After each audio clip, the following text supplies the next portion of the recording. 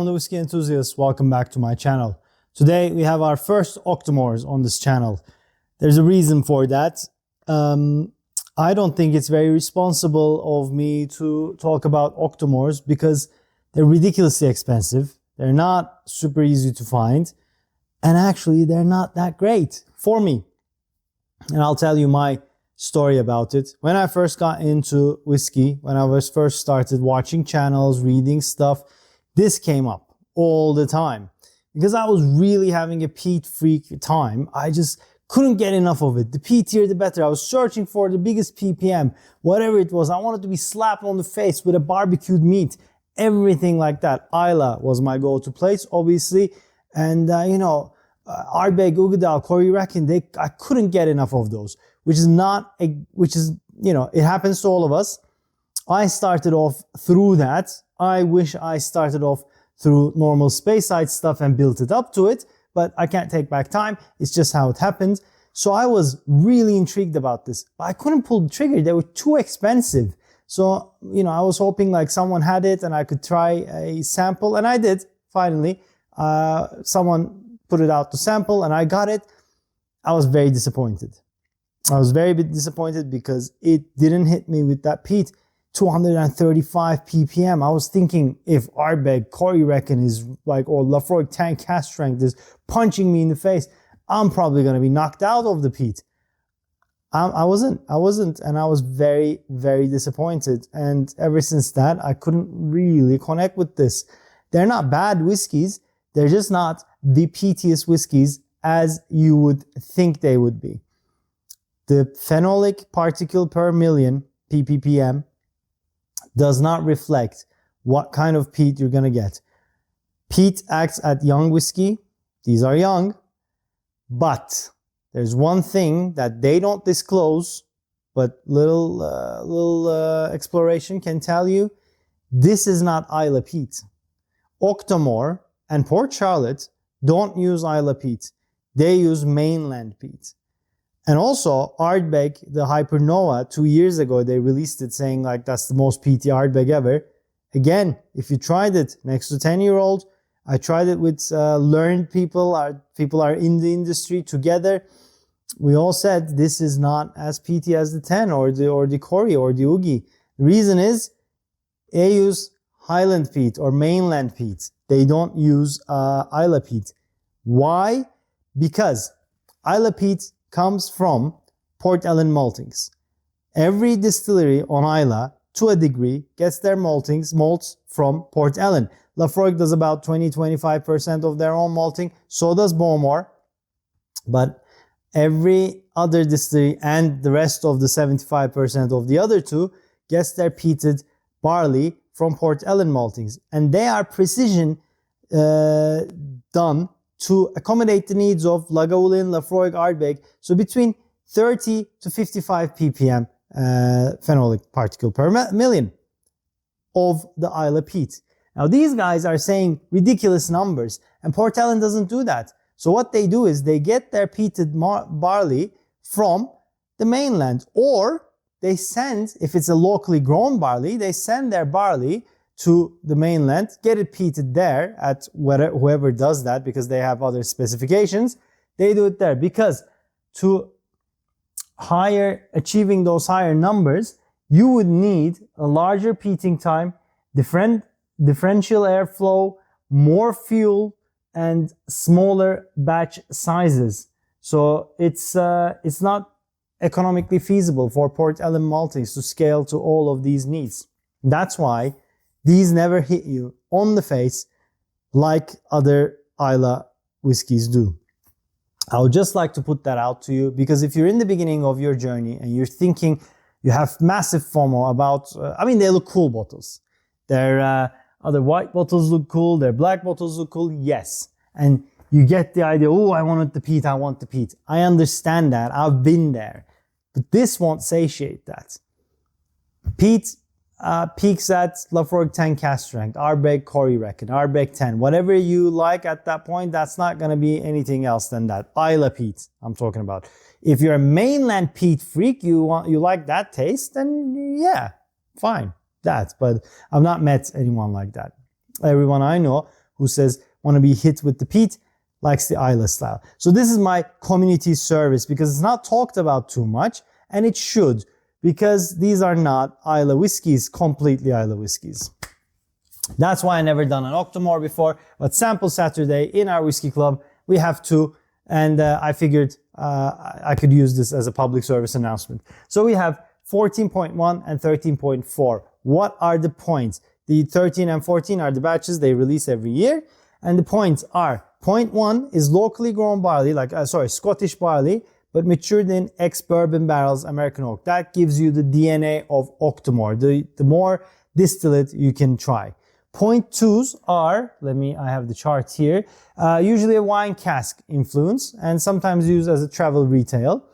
Point 3 is Islay grown barley and often more raw and intense, it says. But basically, Islay grown barley also goes to the mainland to be peated, and they get peated to a higher ppm.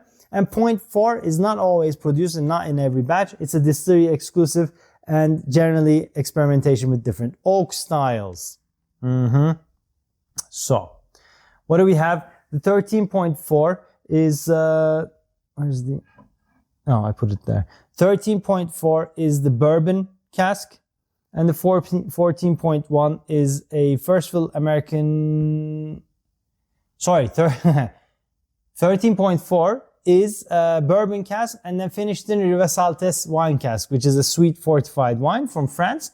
And then 14.1 is first fill American whiskey cask, ex-bourbon, and that's it. So it gives a classic character of the distilled. I'll just show you the bottle, 14.1. You can focus, yeah. There you go. 59.6% ABV, non-chill filtered, no coloring. ppm is 129.9, and yeah, it is. There you go. You can read that if you want. Can you read that? So 5 years bourbon, Scottish mainland, barley origin. See, they put this. You just have to read it, but they don't shout it out loud. And limited release of 2023. Okay, that's the 14.1. And then 13.4 is this one. 61.6% ABV, again on chill filtered and no coloring. ppm is 137.3. And this is also 5 years. American virgin oak. I thought it was Rivesaltes. Yeah, weird. Interesting. I thought it was a Rivesaltes one. Did I get it wrong? It is? Okay. Cast type American virgin oak. My bad. Sorry. Did my research wrong. And also mainland barley. Right. Okay. Right. I'm gonna try the first rounds. I'm gonna timestamp it. This is gonna drag a bit too long, so I won't let it. I'll try to be as fast as 14.1, the bourbon cask one, on the nose. It's a peated whiskey, but it's not, oh my God, what am I having? It's alcoholic. There's sweetness. There's nice caramel, vanilla, oak char, fresh baked apples, sweet and peaty. On the palate, right. Very nice, drying palate. All those notes again. The distillate is really nice. Nice bourbon sweetness, good caramel, good oak char, a lot of vanilla notes, some coconut shavings. It does not drink like 59.6. It's an easy sipper. I enjoy it. It's nice. But that's about it for me. And now I'm going to go on to that one. I added some water to this. We're going to do round 2. 13.4 virgin oak. On the nose. Wow, okay. Completely different. Feels much younger. Same age. Very bright. It's very closed off. There is an off note here. I sometimes get with scapas, like off fruit note, overripe fruit. A lot of banana. Yeah, a lot of off peach and banana notes on the nose with a lot of brightness. The alcohol content really makes it feel itself. Now, okay, on the palate. Okay. Ha, yeah. A combination of sorry. That is hot. Oh, yeah. The combination of virgin oak and high ABV really hits you initially. That is blindingly hot. It's really hard to get anything other than peat, mulch, earth, dirt, burnt meat, a little bit of a barbecue note, and a lot of spice, a lot of pepper and oak spice. So I put some water in here as well, into the original one. Let's do round 2 of the 14.1. With some water added, get nice chocolate notes now. Alongside the vanilla, caramel. But chocolate ice cream came a bit creamy. Nice oak char. Some flat coke notes. The peat integrated well. Very herbal tea. I like it. It's pretty. Nice sweet peat with charred notes. Robios tea, that kind of thing. Caramel Robios tea. On the palate? Right. This is a good whiskey. Now it opened up. Get some nice chocolate notes. Some cacao nibs. Nice oak char. The peat well integrated with the caramel sweetness. The bourbon character is shining through, but it's been kept at bay. So it's not overly sweet. It's been kept at bay with the nice heavy hit of robust peat. It's very earthen. Very, there's tea-like, very grassy, quite fresh notes, and also burnt wood notes and burnt soil notes. Like taking a walk in the woods after rain. You get the wood smell, you get the earth smell, you get the grass smell. It's very, very nice. This is a long whiskey to be enjoyed. I'm making it fast, but it's a long whiskey to be enjoyed. See, my problem was never about the taste. It's just how I got introduced to it. I wish someone told me that you're not going to get what you want, and then I can lower my expectations. High expectations are horrible to have when you meet something new. Always keep them low so you don't get disappointed. The book for the pessimist. Right, okay, the 13.4 on the virgin oak on the palate, on the nose after water. Okay, the bright notes opened up. Nice spice now. But definitely black pepper. I almost feel like sneezing because there's so much black pepper there now. But underneath it all, dry tannic notes.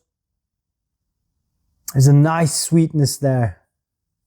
Banana, honey, and a good malty note. Actually, it feels like this is burning and it's filling my nostrils and lungs with smoke. I think the combination of virgin oak and the heavy peat and the alcohol makes me feel that way. It's a pretty cool experience in that sense. Let's go on to the palate. Wow. Okay.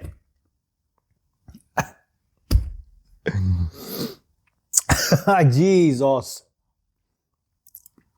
It needs more water. It needs more water. It is so spicy and so dry. I've just chewed some sandpaper in my mouth and it's burning and it's dry and it's hard to taste anything. It's earthen, it's mulchy, and it's herbal tea, sure, but it's mostly dry and spicy.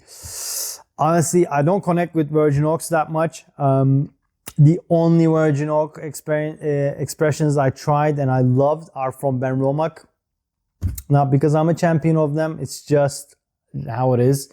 I did not connect with any other virgin oak expression ever. But Benromach does it amazingly. They just pick the right casks. But this one is...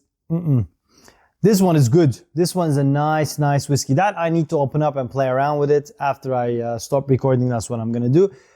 But that's what I wanted to share with you guys. If there's any first timers, beginning of your journey, you're into the peat, you want the peat. These are not it. I just wanted to save you some time, some FOMO and some money. I hope I achieved that. Even if I achieve it with one person, I'll be very happy because I wish someone else told me this in the beginning of my journey. Right, guys, I'm done. If you like this video, please hit that like button. If you haven't already, please subscribe to my channel. It does mean a lot. And let me know if you tried any of these. Let me know your general thoughts on Octomores. I'm open to all conversation. Let's converse. You don't have to think like me. Doesn't matter. I love talking to you guys. And I shall see you guys on the next one. Cheers.